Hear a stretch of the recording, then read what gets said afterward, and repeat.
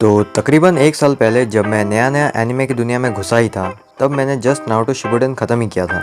तब मेरे दिमाग में एक बहुत बड़ा सवाल था कि इस बंदे का जो सपना था, जो गोल था, जिसकी वजह से ये पूरा एनिमे बना, तो वो तो हुआ ही नहीं।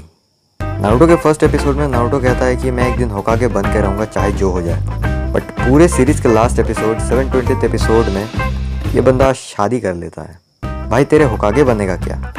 बंदी मिली तो सब कुछ भूल जाने का।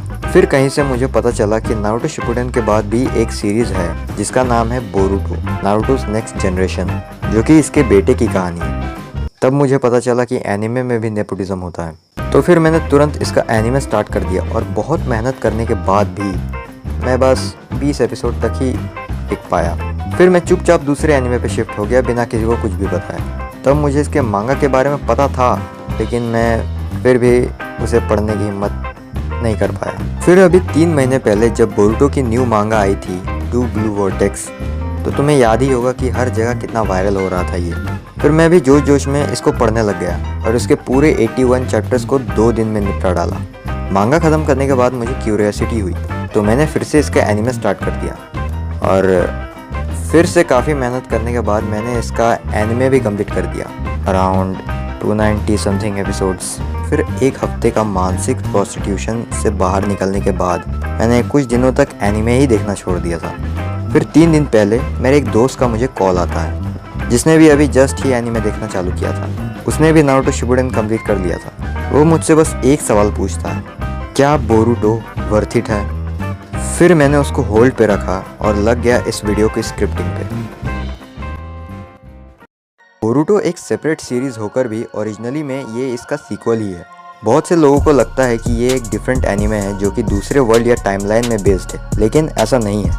अगर तुमने पूरे नारुतो सीरीज को प्रॉपरली देखा है तो तुम्हें ऑब्वियसली ही पता होगा कि बहुत सारी चीज़ों को बिना एक्सप्लेन किए ही एनिमे ख़त्म हो जाता है। इसका सबसे बड़ा एग्जाम्पल है ओत्सुत्सुकी क्लैन, जिसका कि नारुतो शिपुडेन में ही फोरशैडो कर दिया जाता है आने वाले सीक्वल सीरीज़ के लिए। देखा जाए तो ये एक्चुअली में काफ़ी अच्छा डिसीजन था। मेरा मानना है कि अगर तुम एक सच्चे नारुतो सीरीज़ के फ़ैन हो तो तुम्हें डेफिनेटली बोरुटो देखना चाहिए, नो डाउट। क्योंकि मान लो अगर कल को तुम किसी को बताओगे कि तुम्हारा फेवरेट एनिमे नारुतो है, फिर किसी ने तुमसे ओत्सुत्सुकी क्लैन के बारे में पूछ लिया, तो तुम क्या ही जवाब दोगे उसे? जहाँ से पूरा नारुतो सीरीज़ का टाइमलाइन शुरू हुआ है उसी के बारे में तुम नहीं जानते। और क्या पता कल को और नए नए मिस्ट्री रिवील हो जाए जो कि नारुतो में भी ना बताया गया हो।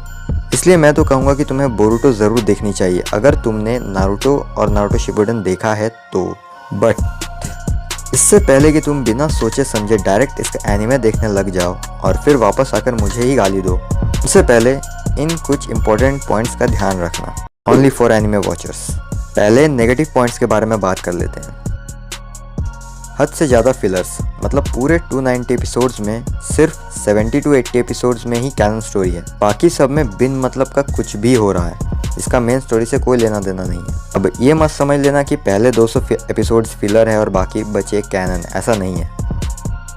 सास्के और नारुतो को काफ़ी कम स्क्रीन टाइम मिला है। अब ये कुछ लोगों को एकदम पसंद नहीं आएगा, लेकिन ब्रो बात को समझो, सीरीज़ का मेन फोकस ये लोग नहीं है। अब ऐसा नहीं है कि इनको एकदम ही नहीं दिखाया गया है। जब जब बड़े बड़े कांड हुए हैं तब तब ये दोनों मौजूद थे। और हाँ, जब जब सास्के और नारुतो एक साथ दिखेंगे तब तब समझ जाना कि अब मेन स्टोरी चल रही है। बोरुटो जिस टाइम में सेट है तब तक टेक्नोलॉजी काफ़ी ग्रो कर चुकी है, क्योंकि सारे नेशंस आपस में दोस्त बन चुके हैं। इसलिए जो पुराने शिनोबी निंजा वे था जिसमें कि हैंड साइंस बनाकर अलग अलग जुत्सु यूज़ करते थे, अपना मेन कैरेक्टर इन सब से थोड़ा दूर ही रहता है। अब मुझे लगता है कि यही सबसे बड़ा रीज़न है सब लोगों को बोरुटो को हेट करने का, क्योंकि इसमें कुछ पुराने लेजेंडरी कैरेक्टर्स की लेजेसी को छेड़ा गया है। अब मैं बताऊंगा नहीं वरना स्पॉइलर हो जाएगा, लेकिन मुझे लगता है कि ऐसा करना ज़रूरी था, क्योंकि सारे शोनेन्स में ये एक कॉमन चीज़ है। फिलर्स में जितने छोटे मोटे कांड हुए हैं उन्हें एकदम भूल जाना, क्योंकि मेन स्टोरी में बस एक कैरेक्टर का ही लेजेसी को छेड़ा गया है। ओत्सुत्सुकी को छोड़कर जितने भी ऐरे गहरे विलन्स को दिखाया गया है एनिमे में, उनमें कुछ खास दम नहीं है। ये तो हो गए नेगेटिव पॉइंट्स। अब कुछ पॉजिटिव पॉइंट्स के बारे में भी जान लेते हैं। सबसे पहले तो तुम नारुतो को एज अ होकागे देख पाओगे और वो होकागे बनकर क्या करता है वो भी देख पाओगे। फिर उसको उसके खुद के फैमिली के साथ भी देख पाओगे, जो कि काफ़ी अच्छा लगता है, क्योंकि हम सब जानते हैं कि बेचारे का बचपन कैसा गुजरा है, और काफ़ी सारे होलसम मोमेंट्स भी देखने को मिलेंगे, स्पेशली नारुतो की बेटी हिमावारी। सेकंड जो कि सबसे बेस्ट पॉइंट है पूरे एनिमे का, वो ये है कि इसमें सबसे मस्त और ख़तरनाक वाले फाइट सीन्स हैं जो कि तुम्हें नारुतो शिपुडेन में भी देखने को नहीं मिले होंगे। और ऊपर से ये इतना सुंदर एनिमेटेड है, क्या ही कहने, खुद देख लेना, सच में मज़ा आ जाएगा। लेकिन बाकी जगह पे एनिमेशन खैर छोड़ो, आगे बढ़ते हैं। तीसरी सबसे अच्छी बात लगी मुझे बोरुतो की, वो ये है कि अब जाके हमें अच्छे से लिखे हुए फीमेल कैरेक्टर्स को देखने को मिल रहा है, वरना तुम्हें पता ही होगा कि नारुतो के फीमेल कैरेक्टर्स कितने बुरी तरीके से लिखे गए थे। और लास्ट और सबसे अच्छी बात मुझे लगी कि ओत्सुत्सुकी क्लैन के बारे में भी जानने को मिल रहा है, जो कि मैंने पहले ही बताया कि कितना इम्पोर्टेंट है। अब सबसे इम्पोर्टेंट क्वेश्चन जो कि इस वीडियो का टाइटल है, क्या बोरुतो वर्थ इट है? इसे बताने से पहले मैं तुमसे पूछना चाहूँगा कि तुम क्या देख रहे हो, एनिमे या फिर मांगा?